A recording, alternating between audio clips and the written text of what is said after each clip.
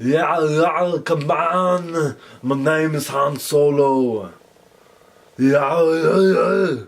Come on, what are you waiting for? Chewie, we have to get to the Millennium Falcon. I don't know what you're talking about. We have to get back to Kylo Ren. We'll do it the shooting and the blah blah blah blah. I know what you're saying.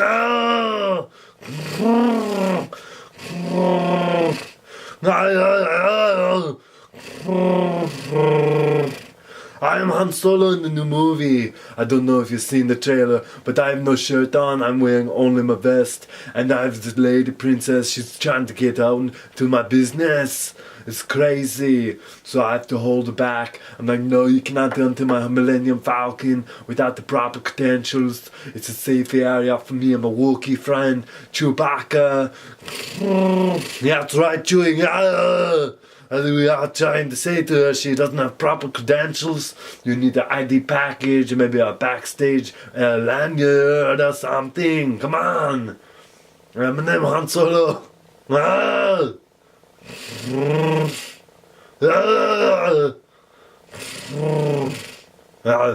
Alright, Zorrocats, so I do welcome you to 200,000 times closer, and I'm pleased to announce we are doing our episode of the human skin. It was going to be a divulgence upon the nails, the hair, the teeth, the saliva, perhaps everything in the human body, and of course I did research and found that there's not enough time. We never have enough time.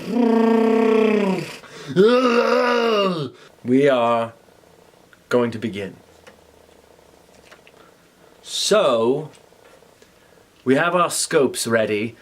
8 times magnification, 1,000 times magnification, and I will be going in on the human skin. The only subject that I have for today is myself. So keep in mind, if you are at all queasy, do not watch this video. You will learn things and your simple mind can't handle the information. So be prepared to learn something.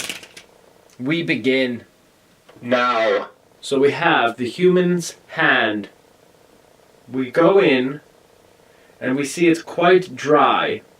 Now, you must know that the skin is the largest organ of the body. It is part of the integumentary system. Integumentary, when you break down the word, simply means it's regulating the internal system.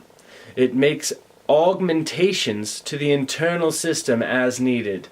It protects and it regulates. Here we have the human hand, our subject. You can see here that this outer layer is coarse. It's quite coarse. We'll move. And it's a protectant layer for all of the internal muscles, bones, nervous system, the respiratory system, your cardiovascular system. And this is the protecting shield, the barrier. So as the skin protects and regulates the internal system, in and of itself it's quite fascinating. You can see here it's almost plated. It has sections where we move on day to day, these creases, these valleys, avenues. That's just the hand. It's very rigid. The wrist, a little softer. You see it's more malleable, more plates, more functioning creases. And at the hand, the fingers, dealing with the most interaction day to day happens in the fingers. So you see here the skin on the end of my finger is actually very rough. It's thick. It's resilient. It reminds me of crocodile skin. The bumps, the protrusions, the texture. You see here the fingertip, very sensory. So there's all these places where you can have a nervous reaction based on your tactile response. Now you see here the fingerprint is emitting a sweat. The moisture, the fingerprint is a supple and tactile area. Very supple. You can feel the difference between the rugged area in the index and middle fingers length, the length of these fingers, rough, rigid. It's much different than the tactile and supple fingerprint, the finger pad. So we do have an amount of moisture that is being supplied to soften and hydrate that area. The full area of the skin is coated with hair. You'll see here the arm. The arm has tiny hairs on it because it has a sensory response with the environment.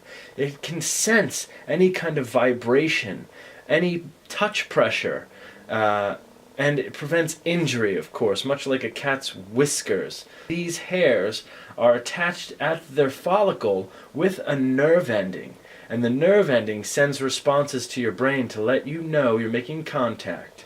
So the pore structure, which I will display on the screen, is a vast infrastructure for protection. It's a dynamic and communicating entity. But we will get more into the hair and the follicle in its own episode. For now, we will zoom in to see the hair.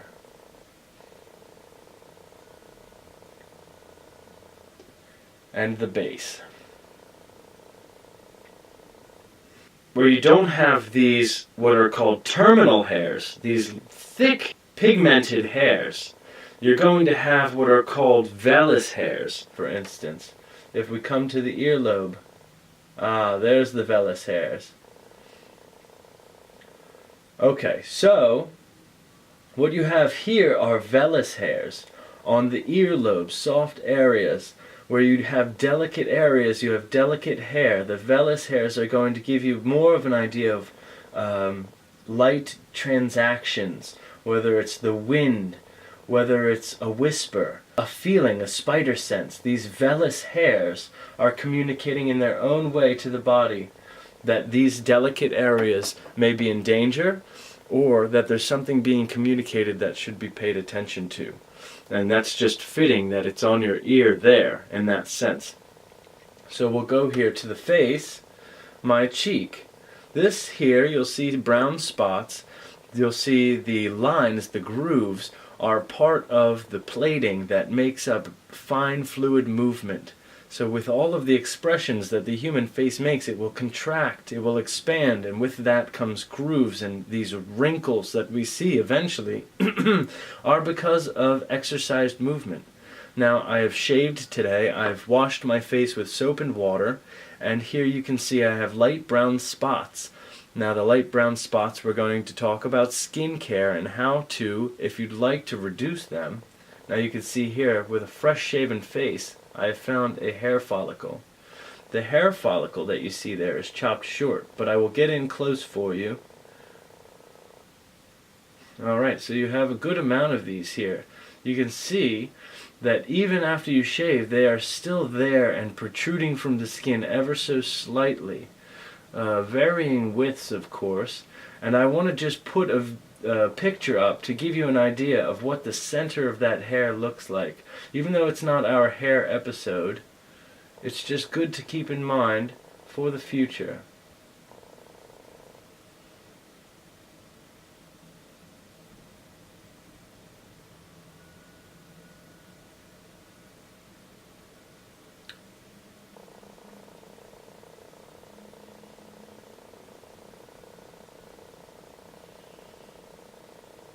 When I look at these hairs up close, I am reminded of how most of the human functions work, in my mind anyway. I'm not an expert on the human body, I'm not a medical doctor, but I am a curious fellow, and I've done a light bit of research. Now, the human body, to me, is the metabolism of outside material, and by breaking it down and creating, you're recategorizing it into the needs of the body. So, with that being said, you see here I have an amount of sweat that I am producing on my face. The sweat contains urea. Now, urea, it's been talked about as far as being in the urine and in lotions. The urea is actually a nitrogen dihydrogen, and it's connected to a carbon monoxide. So if you imagine a carbon, an oxygen, and attached to the carbon are 2 nitrogen, and each nitrogen have 2 hydrogen. Alright, now it's a metabolizer of nitrogen containing compounds. So anything that you digest with nitrogen is being broken down by this urea, and that is why it's contained in your sweat and your urine, and most of the mammalian body. The urea that is in sweat is hydrating, and it's also retexturing the skin. It's texturizing the skin because it breaks down nitrogen compounds. The like substance breaks down. So that's the most important part. When you put oil into a plastic cup, the cup will dissolve. The same thing. So the urea will dissolve the nitrogen-based compounds and repurpose them into the needs of the body. So we're going to the nose. The nose is an interesting area as far as the pores, because everybody has exaggerated pores on their nose. And in those pores you can see things such as the hair, something called sebum, which we'll get into. Here, just a general scope. There are small hair follicles, and that is quite normal as well. You'll see the pores with the sebum in there. And we'll try and find any that are drastic.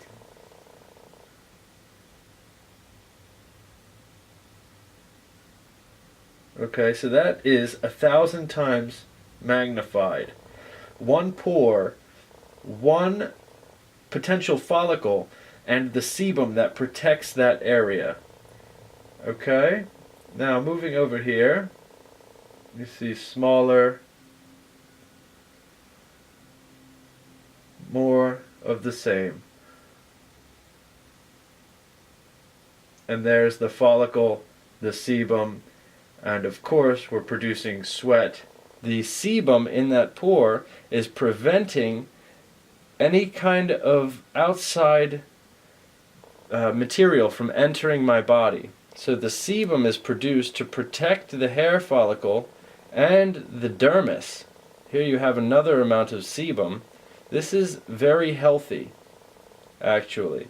So because there's sebum in there, it's preventing any kind of material from entering the body, whether it's dead skin or dirt or any kind of particle. It will sometimes get stuck in there and create blackheads, but I would say that these so far are quite natural. Okay, and when you look at anyone's nose, you'll see these because they're exaggerated pores. Now, when you buy a product like a charcoal mask, what you're going to have is this sebum is removed. Now, you're becoming exposed to external sources.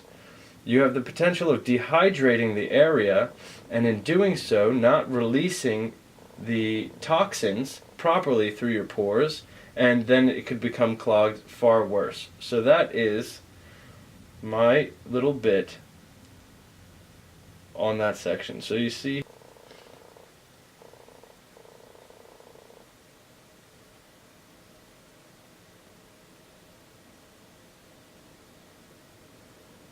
how healthy it looks, though. That is not something that I would pick. You don't want to pick your face. It is damaging, it's scarring. These are things that when I show you up close, there's no real signs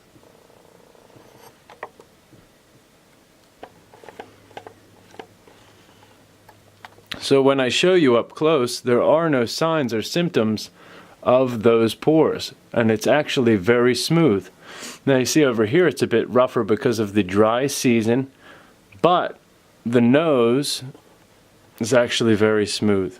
There's no kind of discernible, maybe here it's a little more exaggerated with the pores, but there's no discernible pores that I would pick at. For this video in particular, we are going to do one of the charcoal peel masks, and I want to show you a before and after, because of the overall effect. I don't feel that many people need them as they really imagine they do, or to scrape or pick their nose or faces because of that sebum. It's aesthetic. I don't feel that it would prevent you from getting a date or to be frowned at because you have, you know, open pores in your nose. It's just something that you see and you put under a microscope, and it changes your perception of yourself. So it's important to know that's a natural human function, and there's a lot of natural human functions that we overanalyze, and there's a market to exploit people's self-awareness. So what I have in my hand, this is a pin, okay? And when you hear about a pinhead, we're going to be talking about the sharp end of the pin.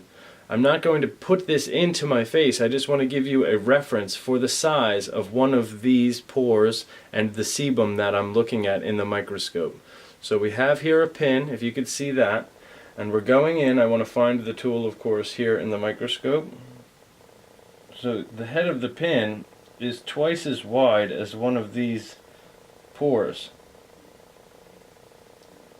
which is very dramatic, I would say. So there's a larger bit there.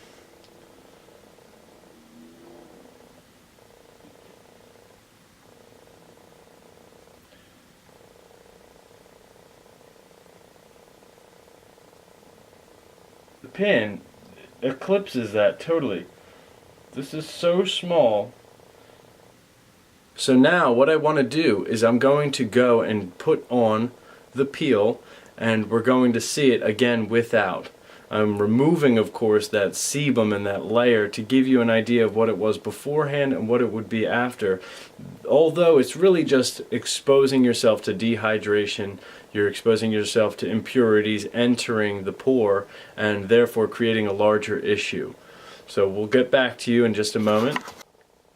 Now first what I'm doing, I'm actually applying here the face peel, Deja Vu's little face peel thing. Something that I just picked up because I work at the mall and there's a lot of little kiosks like that.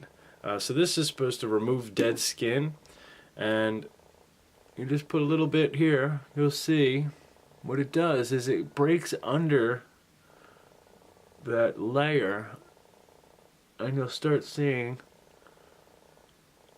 I feel it rolling around under my fingers, which is kind of too much information, right? I really want to get it on the nose because we're treating the area, and with the membrane over the pores, it's going to prevent a clean removal of anything that was there. So I'll wash my face with water. And now we're putting on this, it's just called Biovine's Black Peel Off Mask. You see that there? So that's what I'm using on my nose. It's better to put it directly on your finger and then prance it around. It's very fluid. It's not very gel-like. So you just want to maintain it well while you're doing that. And that's going to be the area here. For science! Alright, and so here we have it. I've got this all finished up here. So we'll take a moment, removing it carefully.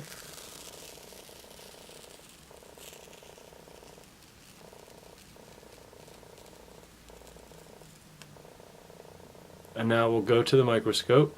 So I'm going to first go into the nose area where we have cleaned with our black peel, a charcoal peel, and I see a few hairs. So,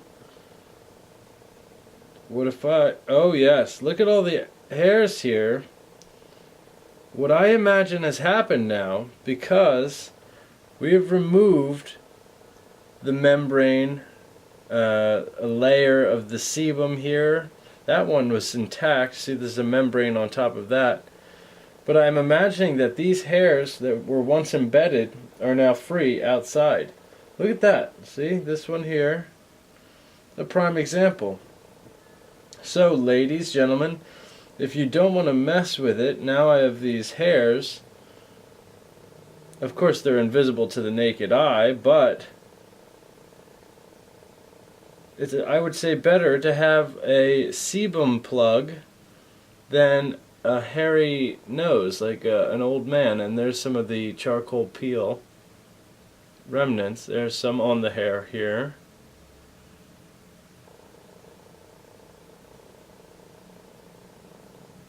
Interesting. So you can see it's not any different.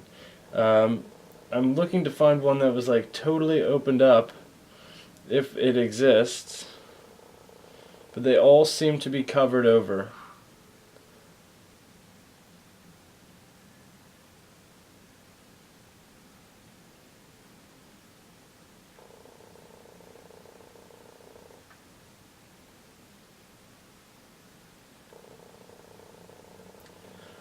You can see it even better though because we've used the peel to take away all the dead skin. And this is what's left, but keep in mind this is very healthy and I would say natural. There wouldn't be anybody without these, so the sweat as well is now conditioning my face.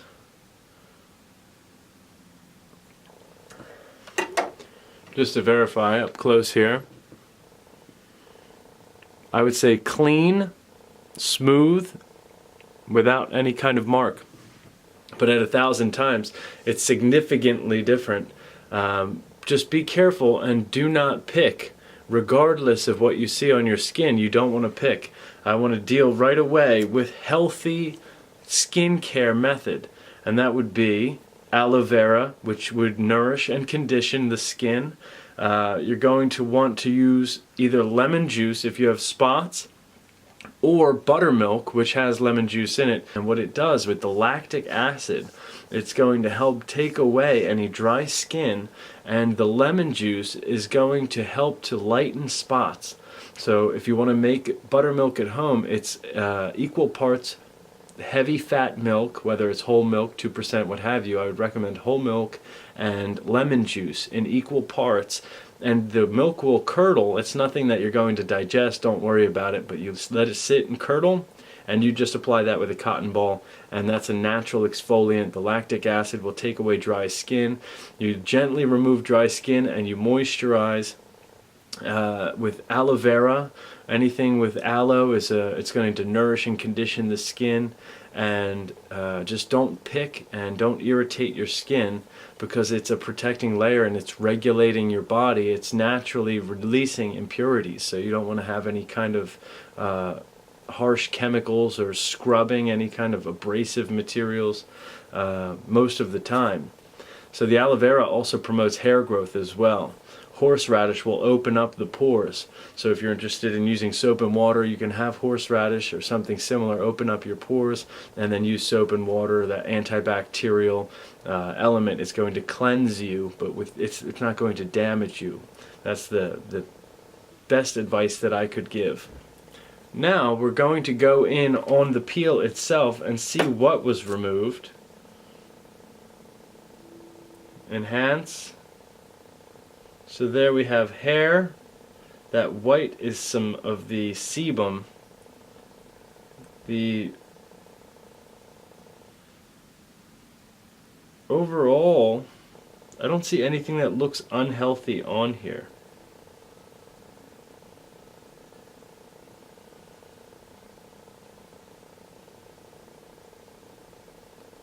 There you have sebum, which is created to protect the hair follicle and the pore from impurities. See it there too. This is nothing that you should be trying to remove unless there is an issue.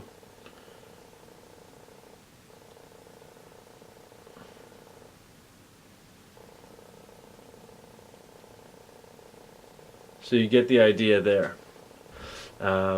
So for today, I've touched on everything that I can for skin.